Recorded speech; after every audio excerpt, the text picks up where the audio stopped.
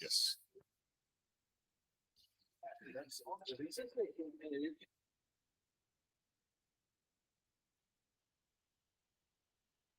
I'm listening those things whenever I travel. Okay, welcome back. Let's start. आइए, स्वागत है आप लोगों का। पुनः से आरंभ करेंगे। Okay, we are studying about right attitude and wrong attitude towards money. हम जो है गलत नजरिया और सही नजरिया धन संपत्ति के विषय में हम सीख रहे हैं। So we're looking at the third point about what right attitude we should have about money. और हमारे अंदर जो है सही नजरिया किस प्रकार से धन संपत्ति के प्रकार विषय में होना चाहिए वो हम सीख रहे हैं। Right, in Ephesians we saw that one who steals should not steal anymore, but work with their hands something good and give to people who have need. और हम देख रहे हैं कि जो लोग एफेसियों की पत्री 4:28 में देख रहे हैं कि जो लोग अब तक चुराते थे ना चुराएं और अपने हाथ से काम करें करके परमेश्वर के वचन में लिखा हुआ है। In Galatians 6 also we see the same thing. और गलातियों के 6 में भी हम वही देखते हैं। Like as we have opportunity, let's do good to those who are in the household of faith. और जो कोई अच्छे हैं वो अच्छाई और ज्यादा परमेश्वर के घर के प्रति करें। Right, so these are some good attitudes to have about money, and you see that it involves God. और ये जो सही नजरिया है जो धन संपत्ति के विषय में है और वो सही नजरिया जो है वो परमेश्वर को महिमा देता है। Okay, so we understand that money is actually good. It is not sin. और हम समझ सकते हैं कि पैसा जो है धन संपत्ति जो है अच्छा है, वो पाप नहीं है। Right? Because sometimes we might have that kind of an attitude. हमारे में कभी-कभी वो नजरिया रहता है कि वो इस प्रकार का नजरिया रहता है That money is something that is unholy or sinful. और धन संपत्ति जो है गलत है, पापमय है, पाप है। Right? And yes, money can be used for sinful purposes. और सही बात है कि धन संपत्ति को पाप के विषय में इस्तेमाल भी कर सकते हैं। It can be used for unholy. It can be put for unholy use. अपवित्र चीजों के अंदर उस पैसे को लगाया जा सकता है। And we know that money has power. और हम जानते हैं कि पैसे में शक्ति है। Right? It can influence people. और दूसरों को हम जो है प्रेरित कर सकते हैं। So money can be put to that kind of unrighteous use also. और हम जो है पैसे को देख सकते हैं कि गलत चीजों में भी इस्तेमाल में ला सकते हैं। So because it is used for wrong purposes, और इस चीज को गलत रीति से इस्तेमाल में लाने के कारण sometimes we might think money is bad. और कभी-कभी हम सोचते हैं कि पैसा जो है गलत है, खराब है। You know, as a man of God, as a woman of God, I should not even think about money. और एक परमेश्वर के दास होने के नाते, एक परमेश्वर के दासी होने के नाते मैं धन संपत्ति के बारे में सोचना भी नहीं है। Right? But as people who are living in this world, और जिस प्रकार से लोग इस दुनिया में इस जगत में रहते हैं, we need to use money. और हमें जो है पैसे को इस्तेमाल में लाना है। Okay? Because there is a requirement to use money. क्योंकि परमेश्वर में जो अनुग्रह धन संपत्ति है उसको इस्तेमाल करने की जरूरत है। Even if you are doing ministry, यदि आप सेवकाई कर रहे हो, there are bills to be paid. उधर जो है खर्चे चुकाने हैं, Whether it's rental, चाहे वो भाड़े में लिया हो, or whether it's electricity bills, electricity का जो भाड़ा है, or food bills, खाने के जो भाड़े हैं, right? There is a requirement for money. और उस पैसे की जरूरत है। Right? So we just need to understand that it has to be used in the right way. हमें समझने की जरूरत है कि धन संपत्ति जो है सही रीति से इस्तेमाल में लाना है। Which means we need to have the right understanding of it. और इसका मतलब यह है कि हमारे को उसके विषय में सही नजरिया होना चाहिए। And then it will be okay. It will be fine. और उसके बाद वो जो है सही रीति से हो जाएगा। So what are some wrong attitudes that one can have about money? और क्या ये गलत नजरिया है जो लोगों के अंदर हो सकता है धन संपत्ति के विषय में? Okay, the Lord Jesus said this. यीशु मसीह ऐसा कहता है। And in your notes, we're looking at Luke chapter 12 and verse 15. हम अपने नोट्स में लूका रचित सुसमाचार 12 का 15 में देख रहे हैं। It says, beware of covetousness. खबरदार रहें कि लोभ के विषय में। So he says, for one's life does not consist in the abundance of the things he possesses. और उसमें यीशु कहता है कि एक व्यक्ति जो भरपूरी से प्राप्त करता है उस पर निर्भर नहीं है एक व्यक्ति का जीवन। Right? Saying, be aware, careful of this characteristic, this attribute called covetousness. और ये लोभ के जो स्वभाव है उसके विषय में आप खबरदार रहें करके परमेश्वर बोलता है। Right? What is covetousness? और लोभ क्या है? Right? Covetousness means you compare what you have with what others have. लोभ का मतलब ये है कि हमारे पास जो चीज है वो दूसरे व्यक्ति के पास जो है उसके साथ मेल खाना। Right? And then we say, okay, I don't have this, but the other person has it. और उसके बाद हम ये अंत में बोलते हैं कि मेरे पास नहीं है जो वो दूसरे के पास है। And I want very badly what that other person has. और मुझे कहीं भी किसी भी तरीके से वो व्यक्ति के पास जो है मुझे चाहिए। I need that. मुझे जरूरत है।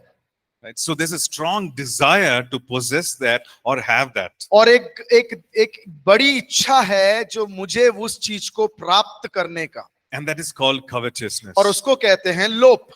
It's an excessive desire to have something that belongs to others. और जो दूसरों के पास है उसको प्राप्त करने की बड़ी भूख जो है, लोभ जो है, वो उसको कहते हैं लोभ। Right? And then it says that one's life is not made up of possessions or things. और लिखा गया है कि जीवन जो हमारा है हम जो प्राप्त करते हैं उसके ऊपर निर्धारित नहीं है। Okay. Which means that when we come into the world, we don't bring anything into the world. उसका मतलब जो है कि हम जब इस दुनिया में इस जगत में आते हैं हम अपने साथ कुछ भी लेकर नहीं आते। And we go out of this world, we cannot take anything out of this और world. जब हम इस दुनिया से बाहर जाते हैं तब भी हम कुछ लेकर नहीं जा सकते। But we need to use some things that are in the world. लेकिन हमें कुछ चीजों को इस्तेमाल में लाना है जो हम इस जगत में प्राप्त करते हैं। And that is fine. वो ठीक है। But if we are going to covet, excessively desire things, then the Bible says one's life does not consist of material possessions. लेकिन हम जो प्राप्त किए हुए चीजों के ऊपर ज्यादा ध्यान देना, ज्यादा चिंता करते हैं, उसके विषय में कहा गया है जो हम में प्राप्त हुआ है उसके ऊपर निर्धारित नहीं है। Right. Another scripture, 1 Timothy chapter 6 and verse 9. पहला तिमुथियुस 6:9 में ऐसा है। It says, those who desire to be rich fall into various temptations. और उसमें लिखा है जिनके अंदर ज्यादा संपत्ति अर्जित करने की इच्छा है वो परीक्षा में फंस जाते हैं। It says temptation and also a snare. Snare means a trap. और परीक्षा और जाल में फंस जाते हैं। And then it says that they fall into many foolish and harmful lusts which drown men in destruction and perdition. और उसमें लिखा है कि कई प्रकार के हानिकारक और मूर्ख विषयों में वो गिर जाते हैं, डूब जाते हैं और वो उसमें विनाश की ओर वो लोग चले जाते हैं। Right? So I just want to ask you this question. I just want to ask this question. मैं आप लोगों से एक सवाल करना चाहता हूँ। Is it okay to be rich? क्या ये ठीक है कि एक अमीर व्यक्ति बनना? What do you think? Everyone saying okay? Yes. So how can I be rich without having a desire to be rich? और किस प्रकार से मैं धनी बन सकता हूं या अमीर बन सकता हूं एक अमीरी बनने का इच्छा के बिना? See, I need to have some kind of desire. मेरे अंदर कुछ ना कुछ प्रकार का इच्छा तो होना चाहिए। I want to work hard. मुझे परिश्रम से काम करना है। I want to earn more. मुझे ज्यादा से ज्यादा कमाना है। Maybe I want to save money. मुझे पैसा जोड़ के रखना है। So that, I can be rich. ताकि मैं और अमीर बन सकूं। I can give more. ताकि मैं ज्यादा दे सकूं। I can help people. ताकि मैं दूसरों की सहायता कर सकूं। So how can I not have a desire to be rich? और मैं किस प्रकार से अमीर बनने का इच्छा नहीं रख सकता?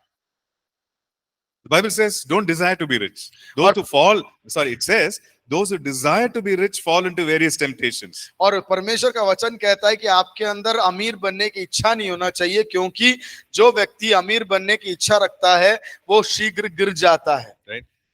So what is the answer? तो उत्तर क्या है? How can I become rich without having a desire to be rich? मैं कैसे धनी बन सकता हूं या अमीर बन सकता हूं बिना अमीर बनने की इच्छा के रखते? Increase the tithe. You give more. Give more. No, but that problem itself, I need to have a desire in order to Give more. in order to give more. I need to have a desire to get more in order to give more, right? हमें ज्यादा देना है तो मुझे ज्यादा चाहिए करके इच्छा तो होगा ना. उसका उत्तर क्या है?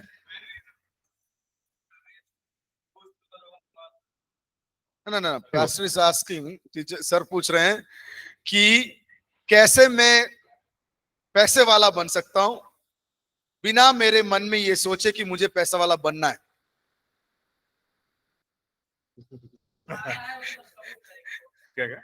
What is in me, I am be content about it. Mm-hmm. Okay.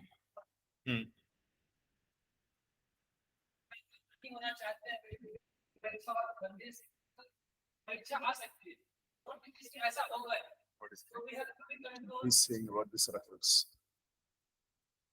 Timothy. Timothy. Control on lust of eye, lust of body, lust of taste. So we have to control on this aspect of our life, so we can become more and more righteous also. So, yeah, brother, thank you. Thank you. So this, when you look at verse 9, ना 9वें पद को हम जब देखते हैं, it says, those who desire to be rich, they fall into temptation. उसमें लिखा है जो कोई संपत्ति या धनी बनना चाहते हैं वो परीक्षा में गिर जाते हैं. So what is temptation? परीक्षा क्या है? Something that draws away from God. कुछ चीजें जो हमें परमेश्वर से दूर कर देता है. Right? Something that causes us to fall away from God, distance ourselves from God and commit an act of sin. That is temptation. और परीक्षा वो होता है कि कुछ चीजें जो हमें परमेश्वर के पास से दूर करने की कोशिश करें या उस परमेश्वर के किए हुए चीजों से हम गिर जाएं, वो है परीक्षा. So if my desire is drawing me away from God, अगर मेरी इच्छा मुझे परमेश्वर से दूर कर रहा है, then I have a tendency to fall into temptation. और ये बताता है कि मुझे परीक्षा में गिरने का चांस है. Okay, look at the two verses before that. और उसके दो पद को, उसके ऊपर वाले दो पद को. Yeah, so it's verse number 6. Everybody is in 1 Timothy chapter 6. पहला तिमोथियुस को निकाल लें, Okay. 6वां अध्याय, Look at verse 6. उसका 6 को जरा देखें. Okay. It says, godliness with contentment is great gain. और उसमें लिखा हुआ है, थोड़ा पढ़िएगा. संतोष भरी भक्ति बड़ी कमाई है. So godliness with contentment is great gain. उसका मतलब ये है कि परमेश्वर में होकर रहना अपने में एक संतुष्टि लेकर आता है.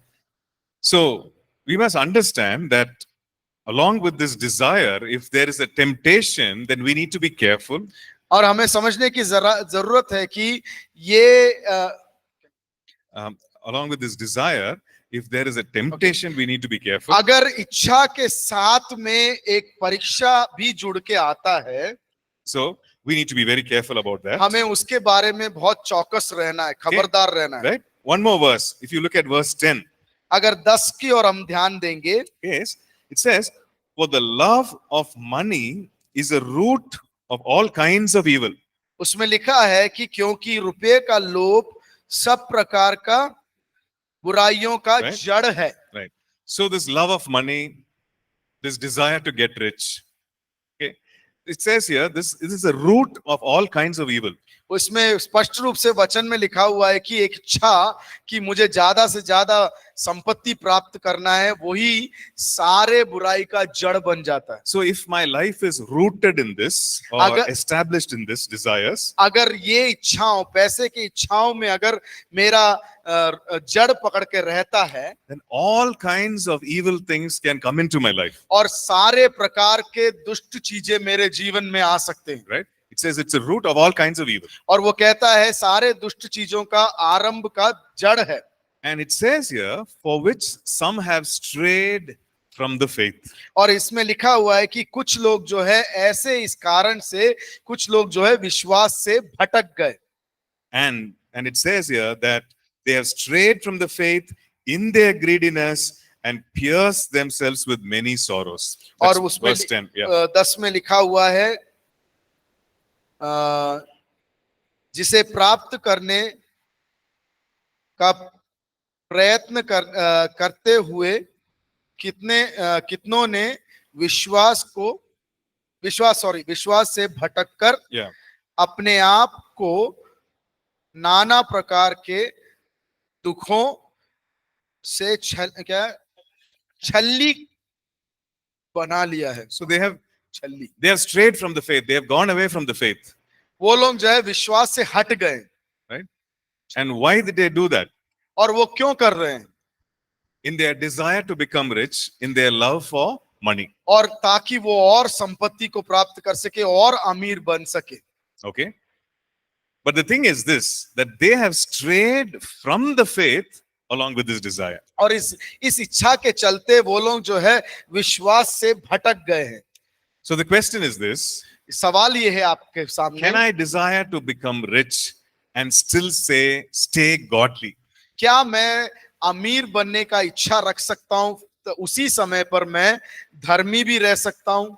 Can I desire to become wealthy and not give in to temptation and not stray away from the faith? और क्या मैं इच्छा रख सकता हूं अमीर बनने का, उसी के साथ परीक्षाओं में ना गिरूं और परमेश्वर से के विश्वास से भटक ना जाऊं?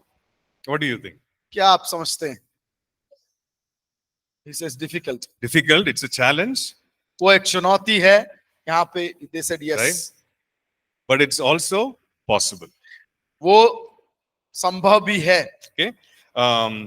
We're going to look at one more verse, which is verse 17, same chapter, verse 17. 17वें पद को भी हम देखेंगे। ठीक है? This will give us the balance. This will give us the complete picture. वो जो है सही प्रकार का जो है उसके बारे में एक समझ लाकर हमें Okay, देगा। so can somebody read verses 17 किसके and पास है? 18, please? जिसके 17 पास माइक है थोड़ा पढ़ दें अपने नोट्स। verses इस 17 and संसार 18. के धनवानों को आज्ञा दें कि वे अभिमानी ना हो और चंचल धन पर आशा ना रखें, परंतु परमेश्वर जो हमारे सुख के लिए सब कुछ बहुतायत से देता है, Verse 18. वे भलाई करें और रोक के थोड़ा पढ़ें। वे ट्रेन। भलाई करें और भले कामों में धनी बने और उधार और सहायता देने से तत्पर हों। Okay. Okay. So verse 17 again, sister. But 17 एक और बार रुक के पढ़िएगा। इस संसार के धनवानों को आज्ञा दें कि वे अभिमानी ना हो और चंचल धन पर आशा ना रखें, परंतु परमेश्वर पर जो हमारे सुख के लिए सब कुछ बहुतायत से देता है। Okay. Okay. So it says, so Paul is telling Timothy, command those who are rich in this age. Okay. These people are wealthy. They have riches. They have maybe house, cars, bikes, whatever. Command them something. Okay. What does he say? और इधर पे जो है एक धनी व्यक्तियों से, संपत्ति ज्यादा लोगों से एक आज्ञा देने के लिए कहते हैं। Right? He says, tell them not to put their trust in the riches. और वो कहते हैं कि बोले इन लोगों से कि वो अपने धन संपत्ति के ऊपर आसरा ना रखें। Okay. So don't trust in, he says, uncertain riches. और बहुत अधिक धन संपत्ति में आसरा ना रखें। You command them, he says. आज्ञा दे करके कहता है। And you tell them not to be proud.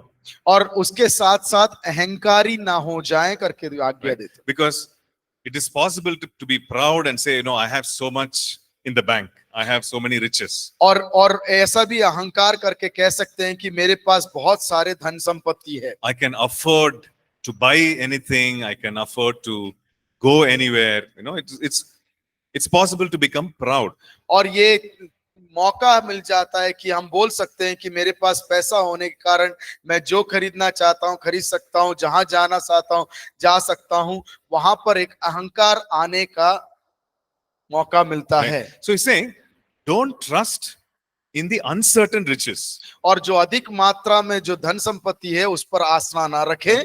See, these riches, this money can give you a sense of confidence. और ये पैसा और धन संपत्ति जो है आपके अंदर जो है एक धैर्य को लेकर आ सकता है। Right? Suppose sometimes, you know, when you go outside, you're checking whether you've taken your purse or not. और आप कभी कभी बाहर आप जब जाते हैं तो आप जांच करते हैं कि आपका जो बटुआ है लिया है कि नहीं लिया। Right? Suppose you're going to eat somewhere, you'll check, you know, have I taken my purse? क्या हम जब कहीं खाने के लिए जाते हैं तो हम जांच पड़ताल करते हैं कि जेब में बटुआ है कि नहीं। But now, of course, you have your phone तो अभी तो फोन है हमारे पास, and you know, Google Pay, Phone Pay, we can actually do that. हम लोग डिजिटल रीति से पेमेंट कर सकते हैं। So now we check whether we've taken our phone or not. अभी क्या करते हैं हम लोग ये जांच करते हैं कि Right. मोबाइल फोन ले लिया कि नहीं And लिया। there's a sense of confidence. और उसके कारण जो है हमारे अंदर एक धैर्य उत्पन्न हो जाता है। So the riches can give us a sense of confidence. और पैसा जो है हमें एक धैर्य दे सकता है। But Paul is saying, you know, tell those people who have great riches, tell them not to put their trust in riches, because riches are uncertain. It can be here today, it may not be there tomorrow. So riches are uncertain. और पौलुस बोलता है कि उनको आज्ञा दे जिसके पास अधिक से अधिक धन है वो अपने धन पर आसरा न ले, क्योंकि आज वो रह सकता है कल ना रहे। इसीलिए वो पौलुस कहता है कि वो स्थायी नहीं है। Right? So don't put your trust in that. उस पर विश्वास अपना आसरा ना रखें। So what should I put my trust in? लेकिन मुझे किस पर अपना आसरा रखना He है? says, but in the living God. और जीवित परमेश्वर के ऊपर मेरा आसरा रखना Right? है। He's saying it's okay. Rich people, no problem if you have riches. और वो कहता है कि आपके पास धन संपत्ति है कोई बात नहीं। He doesn't say don't have riches. वो ये नहीं कहता कि आपके पास धन संपत्ति नहीं होना चाहिए। He says don't trust in the riches. और वो ये कहता है कि आप अपने धन संपत्ति पर आसरा ना लें। Right?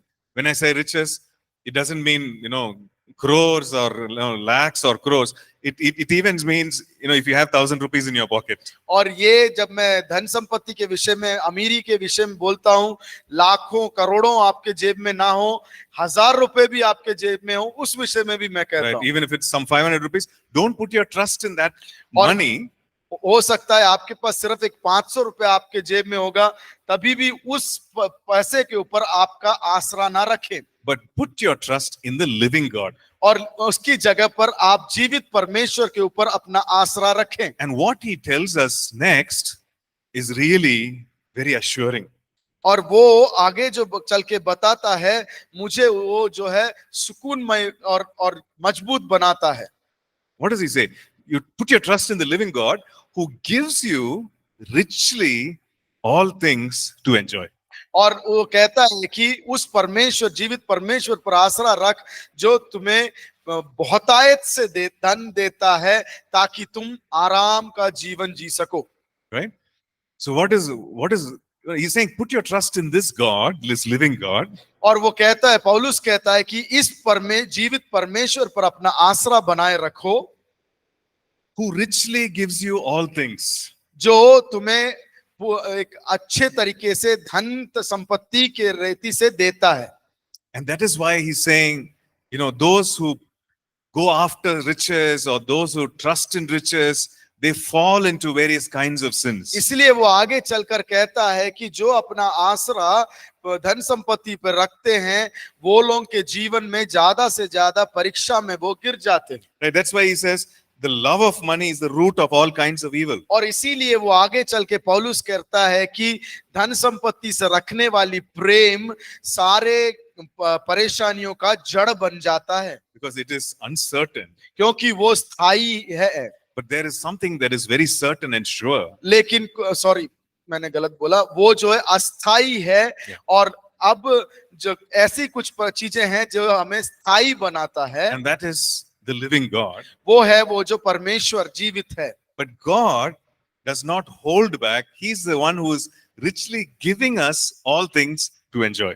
और वो परमेश्वर है जो हमें सारे चीजों को बहुतायत से देता है ताकि हम सब चीजों का आनंद उठा सके। Right? So God is the one who's a generous God. और परमेश्वर जो है ऐसा परमेश्वर है जो एक खुले मन का परमेश्वर है। Right? He's a heavenly Father. वो हमारा स्वर्गीय पिता है। You know, the Bible says that God says, gold is mine, the silver is mine. परमेश्वर कहता है सोना चांदी मेरा है। The cattle on 1,000 hills, it belongs to him. और हजार पहाड़ों में जो भेड़े हैं वो भी मेरे हैं। Right? It all belongs to him. वो सब कुछ मेरा है। And he's very generous. और वो एक खुले मन का एक परमेश्वर He's है। the one who richly gives us all things to enjoy.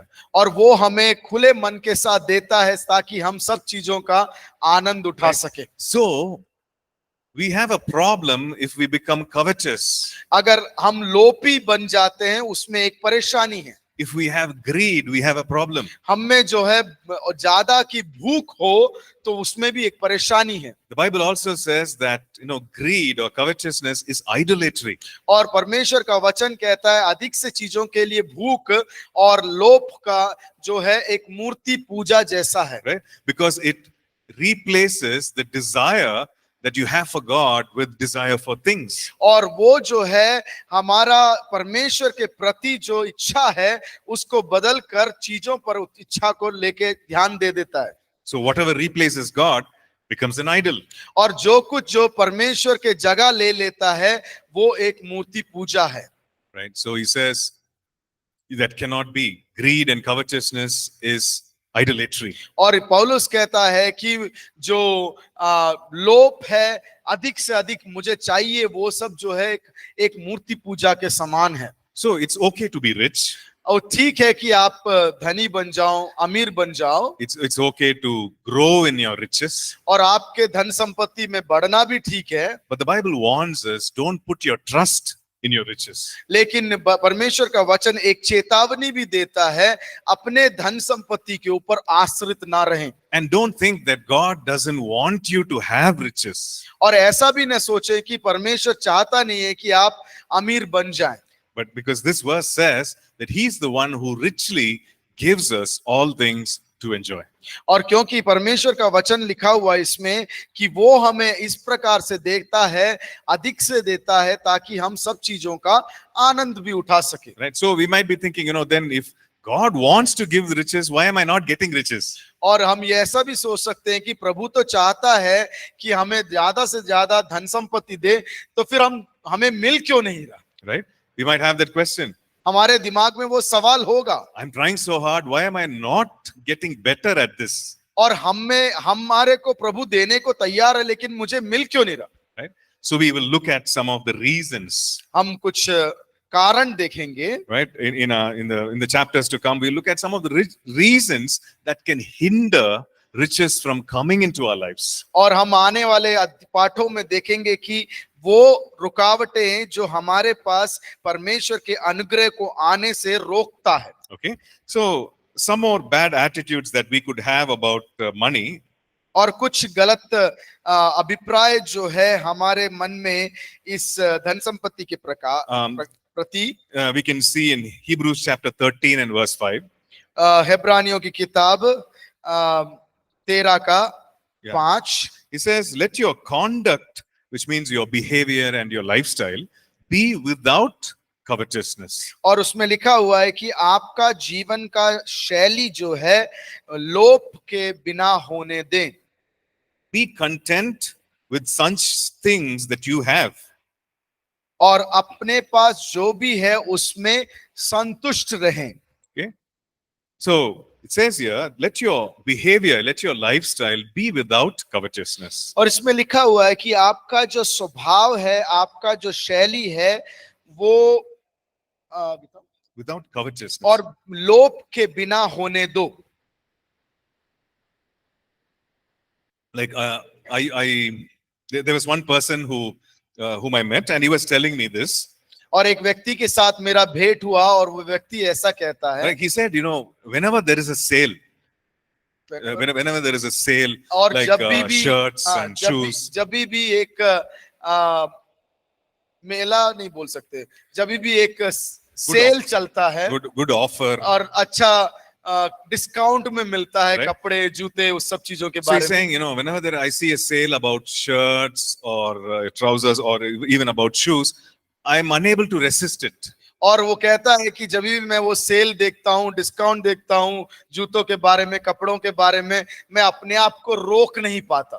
He says, I have many shirts, मेरे पास बहुत सारे शर्ट हैं, and it's not like I don't have shoes, ऐसा नहीं है कि मेरे पास जूते नहीं है, but when I see the sale, I'm unable to resist. लेकिन जब मैं सेल देखता हूँ मैं अपने आप को रोक नहीं पाता, There is a stirring within, and I have to buy it. और मेरे अंदर से ऐसा एक भूख उत्पन्न होता है कि मुझे वो खरीदना है। Right? It's not like he has used everything that he has bought, ऐसा नहीं है कि जो कुछ उसने खरीदा है सबको इस्तेमाल में लाया है, but there is this desire लेकिन उसके अंदर ही एक इच्छा है to get more and more and more. और ज्यादा से ज्यादा मिल जाए करके इच्छा। And he's saying, I'm spending a lot of money on this. और वो कहता है कि इस चीज कारण से मैं ज्यादा पैसे खर्चा कर रहा हूँ, Right? I'm not able to resist buying things. और मैं अपने आप को रोक नहीं पा रहा सामान को खरीदने से। The Bible warns us against such things. इस चीजों के विषय में परमेश्वर का वचन जो है एक चेतावनी It says, let your देता है। conduct, which means your lifestyle, be without covetousness. और परमेश्वर का वचन कहता है कि आपका जीवन शैली जो है एक एक एक लोभ के बिना होने दो। Right? And he says, be content. और वो परमेश्वर का वचन कहता है जो हमारे पास है उसमें संतुष्टि प्राप्त करें। And he also says the reason for why we should be content. और वो परमेश्वर कहता है क्यों हमें अपने में संतुष्ट रहना है। Because the writer of Hebrews says, see, God has said, I will never leave you nor forsake you. क्योंकि इब्रानियों का लेखक कहता है कि परमेश्वर कहता है कि मैं तुझे कभी भी छोड़ूंगा नहीं और त्यागूंगा भी नहीं। Right. So that's the last part of that verse. और उस वचन का आखिरी भाग है। It says, God says, I will never leave you nor forsake you. और परमेश्वर का वचन कहता है कि मैं तुम्हें कभी छोड़ूंगा ना त्यागूंगा। So he's saying, be content. और वो परमेश्वर कहता है कि अपने में संतुष्ट रहो। Right? Because God is with us and he will never leave us nor forsake us. क्योंकि परमेश्वर हमारे साथ है और वो कभी भी हमें नहीं छोड़ेगा। And he's a generous God. और वो एक खुले मन वाला व्यक्ति परमेश्वर है। And every wealth and every kind of riches that we see belongs to him. और जो कुछ धन संपत्ति देखते हैं, जो कुछ सब कुछ देखते हैं, वो उसके पास में है। And so in Hebrews we see this instruction, be content with what we have. और इब्रानियों की किताब में हम ये निर्देश देखते हैं कि हम जो है संतुष्ट रहें, संतुष्टि के साथ जिए। Okay? So we if there is covetousness or greed, now that is a wrong attitude to have about money. और पैसे के प्रति अगर मेरे अंदर एक लोभ है तो वो एक गलत नजरिया है। Okay? Because all this comparison leads to another wrong attitude, which is competition. और ये जो गलत चीजें हैं, गलत सोच विचार है, हमें एक प्रतियोगिता मनोभावना की ओर ले जाता है। We compare ourselves with others. हम एक दूसरे से तुलना करते हैं। And we see, we all know, my friends, we studied together. और हम देखते हैं कि हमारे दोस्त सब एक साथ हम पढ़े थे। We were neighbors. हम पड़ोसी थे। We were playing every evening. और हम हर दिन शाम को एक साथ खेलते थे। But look how rich he has become.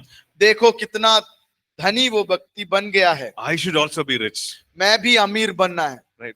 Now that's competition. उसको कहते हैं प्रतियोगिता मनोभावना। I need to be richer than that. और वो व्यक्ति से भी ज्यादा अमीर बनना है। They have one particular thing, I want 10 things. उनके पास एक चीज है, मुझे 10 चीज होना है। Right? So we are comparing and we want to be better at something. There's a healthy competition, but this is unhealthy competition. ये एक अच्छा प्रतियोगिता मनोभावना नहीं है, ये एक गलत प्रतियोगिता मनोभावना है। Right? And Psalm 73, we see the same thing. Psalm 73 and verse 3. भजन संगीता 73 को क्या बोलते हैं? 73 verse 3. और तीसरा पद Right? में हम क्या ऐसे It's देखते हैं? there in the notes. It says, For I was envious of the boastful when I saw the prosperity of the wicked. और उसमें लिखा हुआ है कि कोई थोड़ा पढ़े। Yeah. Psalm 73 verse 3. Hmm. Right. So he says, I was envying, they were proud, but I envied them. और उसमें ऐसा है कि उन लोगों ने अहंकार किया और मुझे उसमें से जलन उत्पन्न हुआ। And why did I envy them? Because when I saw their prosperity. क्यों मैं उनसे जलता था? क्योंकि उनकी समृद्धि को देखकर। Right. So it starts with comparison. वो शुरू होता है एक दूसरे से तुलना करने के साथ। Not being content with what we have. अपने में जो है उसमें संतुष्ट ना होना। And being jealous or envious of others. और दूसरों के विषय में ईर्ष्या या जलन होना। So that results in competition. और वो चीज अंत में जाकर प्रतियोगिता में लेकर जाता है। And that's a wrong idea or wrong attitude to have about money. और वो गलत भावना है, नजरिया है धन संपत्ति के विषय में। Okay. And there's another thing called false spirituality. और यहाँ पर दूसरा एक और चीज है गलत आत्मिकता। Okay. So which means that, especially in our country, प्रत्येक तरीके से हमारे देश में we think that, okay, here comes a person, he does not have much money. और हम सोचते हैं कि यहाँ पर एक व्यक्ति है जिसके पास ज्यादा धन संपत्ति नहीं है। And he or she is a man of God or a woman of God. ये व्यक्ति जो है परमेश्वर का दास या दासी है। So they must be very spiritual. वो लोग बहुत आत्मिक होंगे। They must be definitely people of faith. और हो सकता है कि ये लोग जो है सच में विश्वास के लोग, विश्वास से भरे लोग हैं। We equate money or lack of money with great spirituality or great faith. और हम जो है धन संपत्ति की कमी को हम जो है ऊंचे दर्जे के विश्वास के साथ एक तुलना कर लेते हैं। Yes or no? हाँ या ना? Sometimes we do that हम लोग because, कभी-कभी करते हैं। if you look at the other faith, हम जो दूसरे विश्वास के लोगों को जब देखते हैं, a person who wants to be spiritual, they leave everything, they forsake everything, go to the mountains and sit and meditate. और हम देखते हैं कि अलग विश्वासों में जो अधिक से अधिक आत्मिक बनना चाहते हैं, वो अपने सारे धन संपत्ति को छोड़कर एकांत जगह पर जाके ध्यान में लग जाते हैं। And everybody says, hey, that's a great thing, that's a very noble desire. और वो लोग बोलते हैं कि ये बहुत अच्छी बात है, ऊंचा सोच है ये, right? Because he's forsaken everything. और वो लोग कहते हैं कि उनने सब चीजों का परित्याग कर दिया है। Right? And we think that if someone does not have wealth, that means that they are very spiritual. और कुछ लोग ऐसे बोलते हैं कि उनके पास ज्यादा संपत्ति नहीं है तो वो बहुत जो है आत्मिक व्यक्ति है। Or we could also do the other extreme. नहीं तो अलग एक भाग भी हम ऐसा देख सकते हैं। Right? We sometimes think that, okay, because of this whole prosperity message, we think that, okay, God has blessed this person so much, they have so much riches that they must be really spiritual and people of great faith. और हम ऐसा भी बोल देते हैं कि वो लोग जो है बहुत से अनुग्रह को प्राप्त किए, धन संपत्ति में ज्यादा हैं, Yeah. इस कारण से वो बहुत ज्यादा आत्मिक भी हैं। Right? They must be people of great faith, they must be doing something right, they are spiritually, very mature and so on.